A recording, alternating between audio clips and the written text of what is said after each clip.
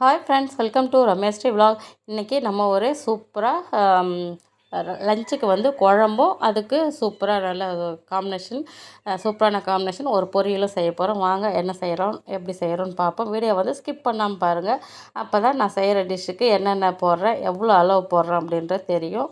நான் வந்து ஒரு பாத்திரத்தில் தண்ணி வச்சுருக்கேன். தண்ணி வந்து ஒரு 3 டம்ளர் அளவுக்கு தண்ணி வச்சுருக்கேன். அதில் வந்து ஒரு 100 கிராம் அளவுக்கு பாசிப்பருப்பு எடுத்து கழுவிட்டு வச்சுருக்கேன். அதை போட்டுக்கலாம்.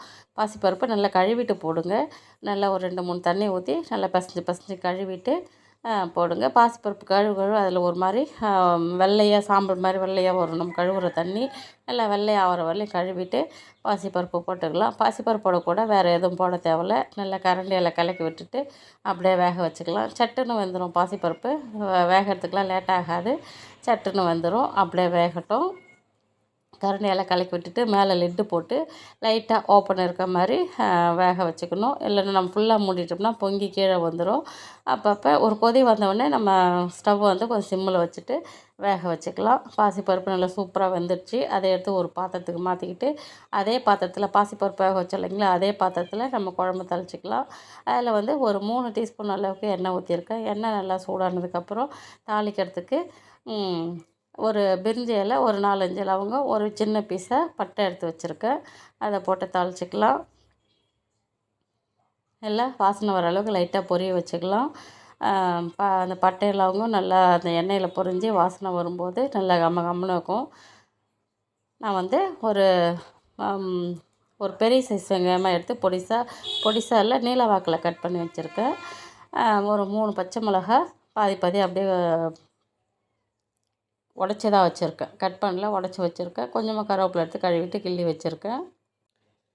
வெங்காயம், பச்சை மிளகாய், கருவேப்பிலை 3 போட்டு நல்லா வதக்கிக்கலாம். இன்றைக்கி நம்ம சூப்பராக பாசிப்பருப்பு முட்டை குருமா செய்ய போகிறோம். என்னோடய ஸ்டைலில் செய்ய போகிறேன். நல்லா டேஸ்டியாக இருக்கும், சூப்பராக இருக்கும். ரொம்ப சிம்பிளான ரெசிபி தான் இது, ஆனால் செம்ம டேஸ்ட்டாக இருக்கும். வெங்காயம்லாம் லைட்டாக வதங்கினதுக்கப்புறம் ஒரு 3 தக்காளி பொடிசாக கட் பண்ணி வச்சுருக்கேன். அந்த தக்காளியை போட்டுட்டு அந்த தக்காளி வதங்கிறதுக்கு சீக்கிரம் வதங்கும். நம்ம சால்ட்டு போட்டுக்கலாம். இந்த குழம்புக்கு தேவையான அளவு சால்ட்டு போட்டுட்டு நல்லா கரண்டியால் கிளறி விட்டுட்டு லிட்டு போட்டு மூடிடலாம். மூடி வதக்குறோம்னா நமக்கு சீக்கிரமாக வதங்கும். மேலேருந்து ஏதாவது பூச்சி கீச்சி விழுந்தாலும் மூடி மேலே தான் விழும், குழம்புல விழாது. அதனால் நம்ம சமைக்கும் போது கவனமாக சமைக்கிறது ரொம்ப நல்லது. நல்லா தக்காளி வதங்கிடுச்சு பாருங்கள். சூப்பராக தக்காளி வெங்காயம் எல்லாம் வதங்கினதுக்கப்புறம் இஞ்சி பூண்டு பேஸ்ட்டு ஃப்ரெஷ்ஷாக வந்து கொஞ்சம் அரைச்சி அதில் போட்டு வதக்கிக்கலாம். எல்லாம் வாசனை செம்ம டேஸ்ட்டாக இருக்கும். Idli, dosa, puri, chapati, white rice. நான் வந்து இன்றைக்கி ஒயிட் ரைஸுக்கும் டிஃபனுக்கும் தான் செய்ய போகிறேன். தோசைக்கு தொட்டுக்கிற மாதிரியும் ஒயிட் ரைஸுக்கும் சேர்த்து தான் செய்கிறேன் நான். செம்ம டேஸ்ட்டாக இருக்கும். நீங்கள் இந்த மாதிரி செஞ்சு பாருங்களேன். காலையிலே நம்ம இந்த மாதிரி செஞ்சிட்டோம்னா 2த்துக்கும் யூஸ் ஆகும். பசங்களுக்கு காலையில் லஞ்சுக்கு செய்கிறோன்னா லஞ்சுக்கு பசங்களுக்கும் கொடுத்தாலும் நம்ம டிஃபனுக்கும் தொட்டுக்கலாம். இட்லியோ, தோசையோ, பூரி, சப்பாத்தி எது செய்கிறோமோ அதுக்கும் தொட்டுக்கலாம். சூப்பராக இருக்கும். இஞ்சி பூண்டு பேஸ்ட்டு போட்டுட்டு லைட்டாக அது பச்சை வாசனை போகிற அளவுக்கு வதக்கி விட்டுட்டு அது வேகட்டும்ன்ட்டு வதங்கட்டும்னு விட்டுட்டு தேங்காய் வந்து ஒரு 2 சில்லு அளவுக்கு தேங்காய் எடுத்து பொடிசாக கட் பண்ணி வச்சுருக்கேன். அந்த தேங்காயோட கூட ஒரு 1/2 டீஸ்பூன் அளவுக்கு சோம்பு வச்சுருக்கேன். அது எல்லாத்தையும் போட்டு மிக்ஸி ஜாரில் நைஸாக அரைச்சிட்டு வந்துடலாம். இப்போது வெங்காயம் அந்த இஞ்சி பூண்டெல்லாம் நல்லா வதங்கினதுக்கப்புறம் கொஞ்சமாக தண்ணி ஊற்றி அதுக்கு தேவையான அளவு மிளகாத்தூள், குழம்பு மிளகாத்தூள் ஒரு 2 ஸ்பூன் அளவுக்கு போட்டிருக்கேன். ஏன்னா பச்சை மிளகாவும் போட்டிருக்கோம் நம்ம, அதனால் கொஞ்சமாக காரம் குறைச்சிக்கணும். அதில் ஒரு 1/4 டீஸ்பூன் கம்மியாக மஞ்சள் தூள் போட்டு நல்லா கிளறி விட்டுட்டு மேலே லிட்டு போட்டு மூடி லைட்டாக அந்த பச்சை வாசனை போகிற அளவு கொதிக்க வச்சுக்கலாம். தேங்காய் வந்து நைஸாக அரைச்சிட்டு வந்துடலாம். நல்லா கிளறி விட்டு மேலே லிட்டு போட்டு மூடிக்கலாம். லைட்டாக ஒரு கொதி வந்தால் போதும். அந்த பச்சை வாசனை, மிளகாத்தூள் பச்சை வாசனைலாம் போயிடுச்சு. அது போனதுக்கப்புறம் நம்ம கரண்டியால் நல்லா கலக்கி விட்டுட்டு தேங்காய் அரைச்சி வச்சுருக்கோம் இல்லைங்களா, தேங்காய் சோம்பு வந்து நல்லா நைஸாக அரைச்சி வச்சுருக்கேன். அதை வந்து இதில் ஊற்றிக்கலாம். நல்லா நைஸாக அரைச்சி வச்சுருக்கேன். தேங்காய் ஊற்றிட்டு அந்த பாத்திரத்தை கழுவிட்டு கொஞ்சமாக தண்ணி ஊற்றிக்கலாம். சட்டுன்னு செஞ்சிடலாம். இதில் பாசிப்பருப்புலாம் போடுறதுனால எல்லாம் ஹெல்த்தியாக இருக்கும். தேங்காய் ஊற்றிட்டு தேவையான அளவு தண்ணி, கொஞ்சமாக தண்ணி ஊற்றிக்கலாம். ஏன்னா நம்ம இன்னும் பாசிப்பருப்பு வேக வச்சதுலேயும் தண்ணி இருக்கும், அதனால் தண்ணி பார்த்து ஊற்றிக்கணும். தேங்காய் ஊற்றி லைட்டாக ஒரு கொதி வரட்டும்னு விட்டுட்டு நல்லா கலக்கி விட்டுடலாம். நான் வந்து முட்டை வேக வச்சுருக்கேன். முட்டை வந்து உடச்சி ஊற்றி செய்வாங்க, நான் வந்து இன்றைக்கி உடச்சி ஊற்றலை, வேக வச்சு முட்டையை வந்து கத்தியால் கீனி விட்டு தான் போட போகிறேன். நம்ம வேக வச்ச பாசிப்பருப்பும் அதில் எடுத்து ஊற்றிடலாம். பாசிப்பருப்பு நல்லா வெந்திருக்கு.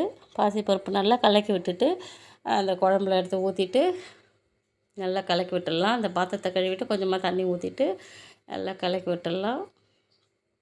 நமக்கு தண்ணி தேவையானாலும் ஊற்றிக்கலாம், கட்டியாக வேணும்னா கட்டியாக வச்சுக்கலாம், தண்ணியாக வேணும்னா தண்ணியாக வச்சுக்கலாம். ஏன்னா இது பருப்பு தான் போட்டிருக்கோம், கொஞ்சம் நேரம் ஆக கட்டி ஆகாதனால கொஞ்சம் தண்ணி ஊற்றிக்கலாம். இப்போது முட்டை வேக வச்சு கீனி வச்சுருக்கேன், தோல் உரிச்சிட்டு கீனி வச்சுருக்கேன். முட்டை வந்து உடச்சி ஊற்றி செஞ்சாலும் செய்யலாம், நீங்கள் இந்த மாதிரி முழுசாக வேக வச்சியும் கத்தியால் கீனி விட்டும் போடலாம். எல்லாமே நல்லா செம்ம டேஸ்ட்டாக இருக்கும். அதுதான் வாசனையாக இருக்கும், சாப்பிட்றதுக்கு டேஸ்ட்டாக இருக்கும்னு நினைக்க தேவையில்ல. நீங்கள் இந்த மாதிரி முழுசாக அவிச்சும் போட்டு பாருங்களேன், அவ்வளோ சூப்பராக இருக்கும் இந்த குழம்பு. நான் இன்றைக்கி தோசைக்கு டிஃபனுக்கு என்னோடய ஹஸ்பண்டுக்கு இந்த குழம்பு எடுத்து வச்சு அவ்வளோ சூப்பராக இருக்குன்ட்டு சாப்பிட்டாரு. ஆனால் நான் இதை வந்து ஃபஸ்ட் டைம் இப்போ தான் ட்ரை பண்ணுறேன், ஏற்கனவே நான் செய்யலை, இப்போ தான் ஃபஸ்ட் டைம் செஞ்சுருக்கேன். செம்ம டேஸ்ட்டாக இந்த தோசைக்கு அப்படின்ட்டு சாப்பிட்டாரு. நான் இது வரையிலும் ஹோட்டலில் கூட இது மாதிரி சாப்பிட்டது இல்லையே அப்படின்னாரு என் ஹஸ்பண்டு. அதனால் செம்ம டேஸ்ட்டாகும், நீங்கள் பயப்படாமல் இந்த மாதிரி செஞ்சு சாப்பிட்லாம், சூப்பராக இருக்கும். நான் வந்து 5 முட்டை எடுத்து வேக வச்சுருக்கேன். எல்லாத்தையும் அந்த மாதிரி கீனி கத்தியால் 4 இடத்துல 4 இடத்துல அப்படியே கத்தியால் லைட்டாக கீனிக்கணும். அந்த உப்பு, காரம், மசாலா எல்லாம் வந்து அந்த முட்டையில் இறங்கும், நம்ம சாப்பிடும்போது சூப்பராக இருக்கும். முட்டையை போட்டுட்டு லைட்டாக ஒரு கொதி வந்தால் போதும். ஏன்னா நம்ம அதை வேக வச்ச முட்டை தான், அந்த சூடுலேயே அந்த மசாலா, உப்பு, காரம் எல்லாம் இறங்கிடும். லாஸ்ட்டாக வந்து கொஞ்சமாக கொத்தமல்லி தழை போட்டு இறக்கிட்டோம்னா சூப்பராக பாசிப்பருப்பு முட்டை குருமா ரெடி ஆகிடும். கொத்தமல்லி தழை வந்து நல்லா கொஞ்சம் தாராளமாகவே போடலாம்.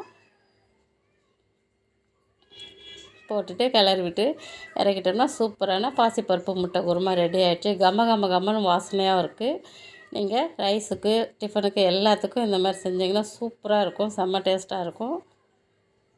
சூப்பரான குழம்பு ரெடி ஆகிடுச்சு. இதுக்கு வந்து சைட் டிஷ்ஷு நம்ம வெண்டைக்காய் வந்து வறுவல், வெண்டைக்காய் ஃப்ரைன்னு சொல்லலாம், வறுவல்னு சொல்லலாம். நல்லா சூப்பராக இருக்கும். வெண்டைக்காய் பொரியல் தான்.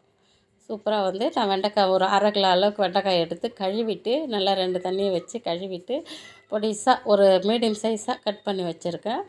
ஒரு கடாயில் எண்ணெய் ஊற்றிக்கலாம். கடாய் சூடானதுக்கப்புறம் எண்ணெய் வந்து ஒரு 3 ஸ்பூன் அளவுக்கு ஊற்றியிருக்கேன்.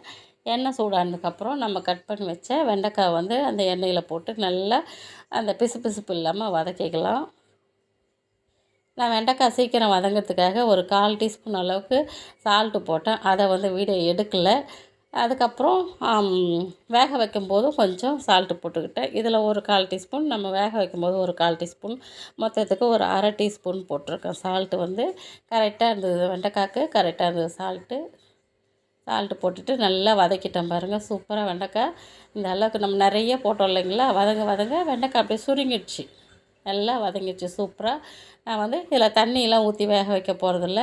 இதில் வந்து இன்னும் ஒரு 1/4 டீஸ்பூன் வந்து சால்ட்டு போட்டுட்டு இதுக்கு காரத்துக்கு குழம்பு மிளகாத்தூள் 1 ஸ்பூன் அளவுக்கு போட்டுக்க போகிறேன். போட்டுட்டு தண்ணியெல்லாம் ஊற்றாமல் நம்ம எண்ணெய் வந்து கொஞ்சம் கூடுதலாக முன்னாடியே ஊற்றிட்டோம், அந்த எண்ணெயிலே வேகட்டும்ன்ட்டு நல்லா கிளறி விட்டுட்டு மேலே தட்டு போட்டு மூடி அப்படியே கிளறி விட்டு சூப்பராக எடுத்துட்டேன். வெண்டைக்காய் ஃப்ரை வந்து செம்ம டேஸ்ட்டாக இருந்தது. பசங்களுக்கு லஞ்சுக்கு ஒயிட் ரைஸ் அந்த முட்டை குருமா வச்சோம் இல்லைங்களா, அதுவும் வெண்டைக்காய் பொரியலும் தான் இன்றைக்கி.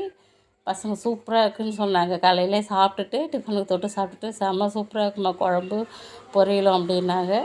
அப்படியே மேலே வந்து தட்டு போட்டு மூடி கிளறி எடுத்துட்டோம்னா சூப்பரான வெண்டைக்காய் ஃப்ரை ரெடி ஆகிடும். இதில் தேங்காய் பூ வேணும்னா லாஸ்ட்டாக போட்டுக்கலாம், வேணான்னாலும் விட்டுடலாம்.